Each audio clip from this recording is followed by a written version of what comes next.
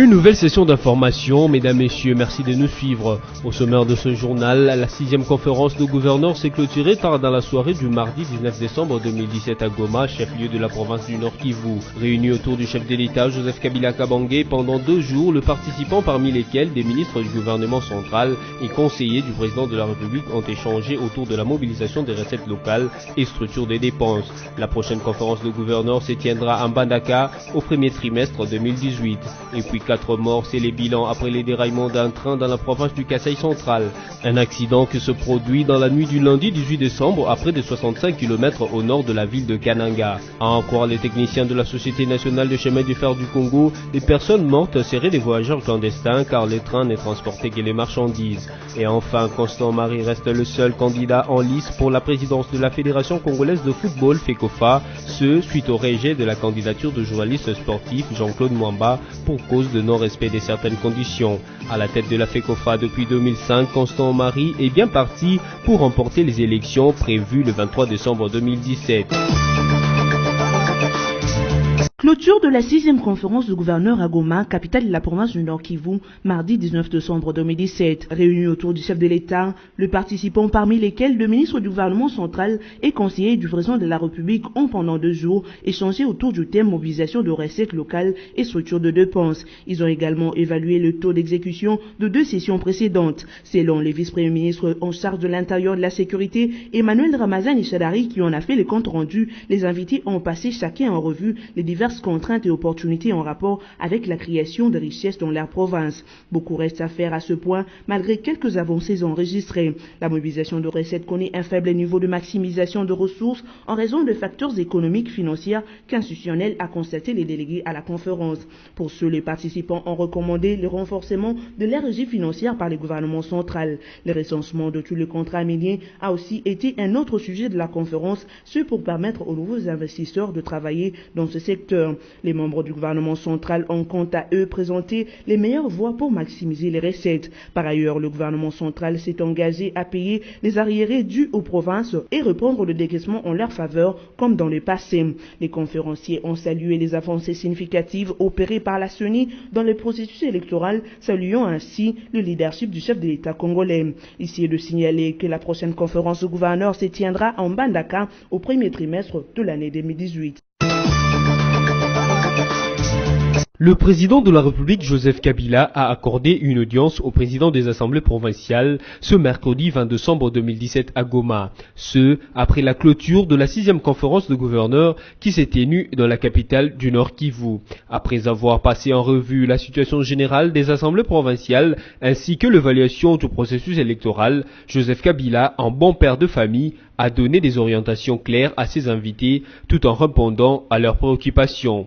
Hubert Kishambongo, président de l'Assemblée provinciale du Maniema, a reconnu la justesse de propos du chef de l'État. Le chef de l'État, Joseph Kabila, a traduit par ce conseil prodigué au président des assemblées provinciales sa volonté de voir les entités provinciales bien fonctionner, ce en harmonie avec les exécutifs provinciaux ainsi que le gouvernement central. Convocation d'une session extraordinaire au Parlement du 2 au 31 janvier 2018. Décision signée au Beminaku du côté de l'Assemblée nationale et Léo Kengo Adondo du côté du Sénat. Concernant plus particulièrement la Chambre basse, la tenue de cette session répond à la demande du chef de l'État Joseph Kabila Kabange. Il a formulé quelques jours avant la clôture de la session de septembre 2017. L'ordre du jour de cette session portera sur le projet de loi relatif au code minier, au partenariat public-privé, ainsi qu'à quelques textes de loi sous examen en commission paritaire. L'objectif est de vider ces lois importantes qui vont contribuer à la mobilisation des recettes de l'État. D'après certaines indiscrétions, la loi électorale pourra aussi être promulguée au cours de cette session par le président de la République. Les parlementaires devraient donc s'apprêter à écourter leurs vacances pour reprendre les chemins de l'hémicycle. 3 localités de groupement Bouzi et Bungungu dans les territoires des Kaélé dans la province du Sud Kivu ont été successivement attaquées dans la soirée du lundi 18 et mardi 19 décembre 2017 par de présumés combattants Nyantura. Ces 3 localités donc, Kavumu, Numbi et Kalungu, ont été attaquées atrocement. D'après des sources militaires, cet assaut n'a causé aucune perte en vies humaines. Ces assaillants ont tiré sur les habitations, touchant certaines maisons résidentielles. Les forces de l'ordre sont intervenues et les ont mises en déroute. Dans leur fuite, ces miliciens ont laissé des traques en avertissant 25 notables de la localité de Numbi de réunir avant la fin de l'année une somme de $10 000 américains dès la leur faire parvenir. Au cas contraire, ils attaqueront de nouveau la localité ciblée. Par solidarité envers les habitants des 3 localités successivement attaquées, la nouvelle société civile de Minova a décrété le mardi 19 décembre 2017 une journée ville morte, laquelle a paralysé toutes les activités dans cette cité.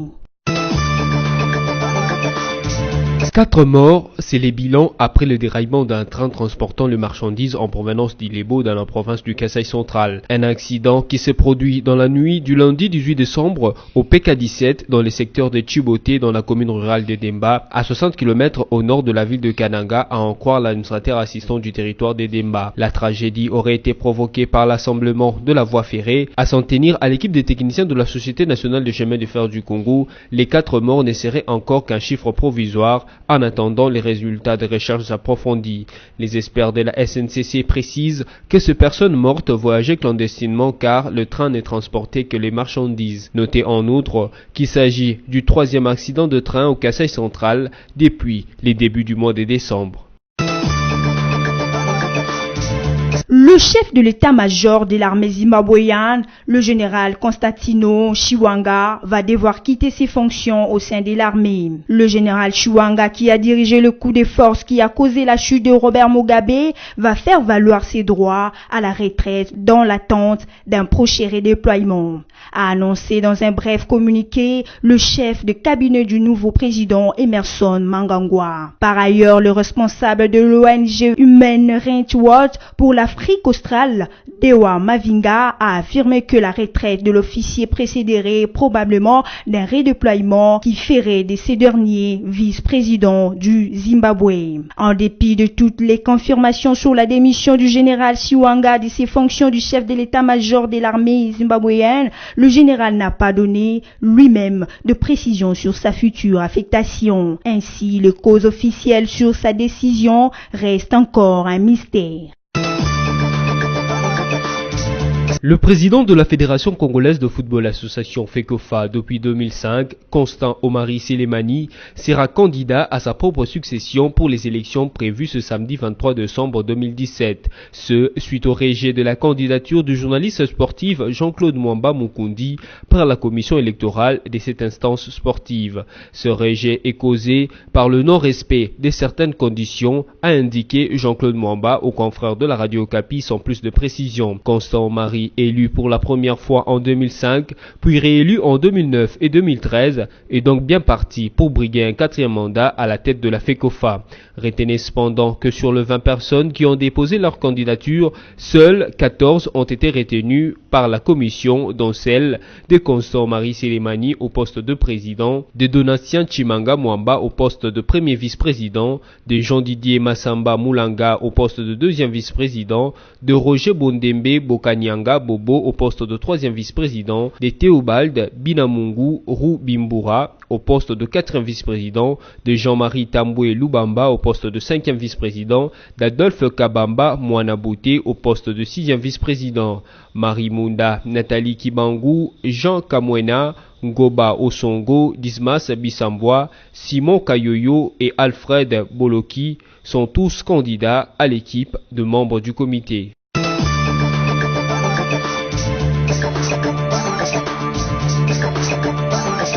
Mesdames, Messieurs, le rappel de titre, la 6e conférence de gouverneurs s'est clôturée tard dans la soirée du mardi 19 décembre 2017 à Goma, chef-lieu de la province du Nord Kivu. Réunis autour du chef de l'État, Joseph Kabila Kabange, pendant 2 jours, le participant parmi lesquels des ministres du gouvernement central et conseillers du président de la République ont échangé autour de la mobilisation des recettes locales et structures des dépenses. La prochaine conférence de gouverneurs se tiendra à Mbandaka au premier trimestre 2018. Et puis 4 morts, c'est les bilans après les déraillements d'un train dans la province province du Kasaï central. Un accident qui se produit dans la nuit du lundi 18 décembre à près de 65 km au nord de la ville de Kananga. À en croire les techniciens de la Société nationale de chemin de fer du Congo, les personnes mortes seraient des voyageurs clandestins car les trains ne transportaient que les marchandises. Et enfin, Constant Marie reste le seul candidat en lice pour la présidence de la Fédération congolaise de football FECOFA, ce suite au rejet de la candidature de journaliste sportif Jean-Claude Mwamba pour cause de non-respect de certaines conditions. À la tête de la FECOFA depuis 2005, Constant Marie est bien parti pour remporter les élections prévues le 23 décembre 2017. Ce journal est terminé. Merci de nous laisser vous informer.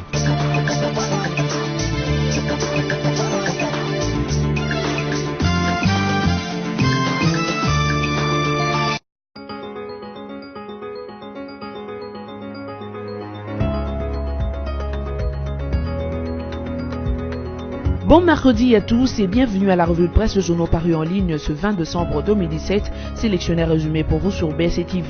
Ouvrons cette revue de presse avec Congo Virtuel qui titre à sa une « Goma, la 6e conférence de gouverneurs a vécu ».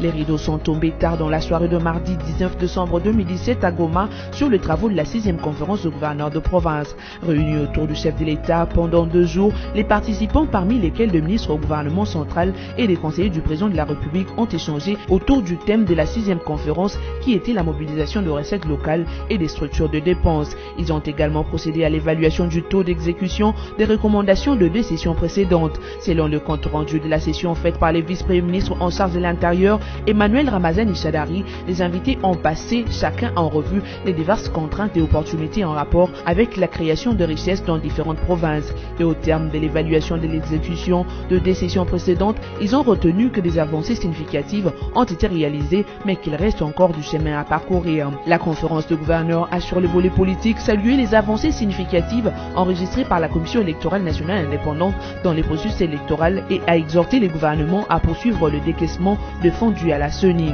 À la fin des travaux, les gouverneurs de province ont adressé au chef de l'État une motion de soutien dans laquelle ils ont salué son leadership pour la gouvernance du pays.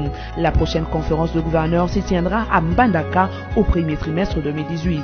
Poursuivons avec Forum des As qui écrit à sa manchette « Après l'échec du jeudi 30 novembre et celui d'hier mardi 19 décembre, l'opposition appelée à changer sa stratégie de lutte. Au lieu de recycler une recette qui ne semble plus du goût des Congolais, les RASOP devraient plutôt se concentrer sur les préparatifs du scrutin du 23 décembre 2018. Pas de manif populaire hier mardi 19 décembre dans les rues de Kinshasa. Aucune grande figure de l'opposition n'a été perçue à la tête d'un quelconque groupe de manifestants.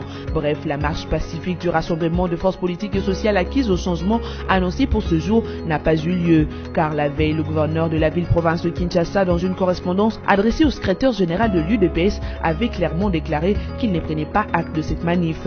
En lieu place d'une marche populaire, les Kinois ont plutôt assisté au ralentissement des activités dans la ville. Plus honnêtement, il s'agit d'un deuxième raté après celui du jeudi 30 novembre dernier. Et donc, en l'espace d'un peu plus de 2 semaines, les RASOP alignent 2 contre-performances. Dans les rues de Kinshasa, chacun y va de sa lecture. Certains estiment que la recette que propose actuellement l'opposition n'est plus du goût commun de la majeure partie de la population de Kinshasa. Bouclons cette revue de presse avec actualité.cd qui rapporte RDC, la marche n'a pas eu lieu à Kinshasa. La marche de l'opposition n'a pas eu lieu ce mardi 19 décembre 2017 à Kinshasa. Pluie, dispositifs policiers et coordination sont les 3 raisons présentées par l'opposition. Le mot d'ordre n'a pas été totalement respecté à cause d'un problème de coordination, le fort déploiement de la police et de l'armée ainsi que la pluie qui s'est abattue sur Kinshasa, a dit actualité.cd à un cadre de l'UDPS. La même ligne a été défendue par Félix Tshisekedi devant le rare média qui était au siège de l'UDPS au moment où il était arrivé. Il y a eu peut-être un manque de coordination, a déclaré Félix Tshisekedi aux médias avant de poursuivre. L'essentiel, nous savons que notre peuple est acquis au changement. Cette revue de presse est terminée. Merci de l'avoir suivi et bonne suite au programme sur nos antennes.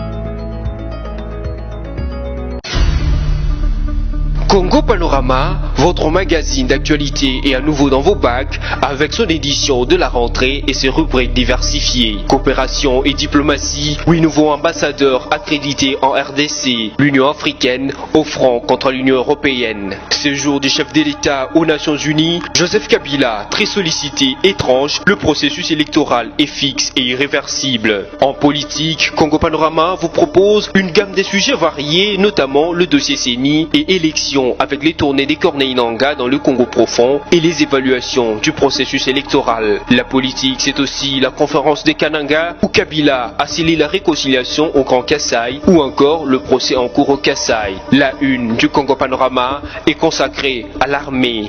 Réforme de l'armée, le FARDC en puissance. Votre magazine revient aussi bien sur le monument aux soldats congolais qu'à l'inauguration de l'académie militaire ainsi qu'aux différentes sortes de régiments et bataillons après leur formation. Économie et finances, découvrez nos articles sur la réforme fiscale en RDC, l'évaluation de la feuille de route du FPI, les performances de la SONAS au premier semestre 2017. En développement, Congo Panorama a suivi l'inspection de route par l'office de route, le renforcement de capacité à la CGT ou encore le bilan à l'OVD. En société, Maman Olive Lembe revient au chevet des enfants malades. Il est sur tous les fronts, éditorial signé Yvon Ramazani. L'éditorialiste révisite les actions du chef de l'État qui aura joué aux démineurs aussi bien sur le plan de l'économie que de la sécurité, la politique, la réconciliation au Kassai. Congo Panorama, c'est également une édition surprise spéciale Congo Central, une province qui se modernise. Découvrez les investissements et innovations comme le nouveau bâtiment du gouvernorat, le nouveau port, l'usine d'engrais chimiques, la cimenterie, mais aussi les travaux de voirie. Découvrez également l'interview bilan du gouverneur Jacques Mbadou et cet éditorial qui lui est dédié par Yvon Ramazani. Il a osé ceci pour avoir, en période de marasme multisectoriel, engagé sa province sur la voie du développement à la lumière de la vision de modernité du chef de l'État. Congo Panorama, s'investir pour un Congo émergent. Congo Panorama, toute l'actualité à votre portée.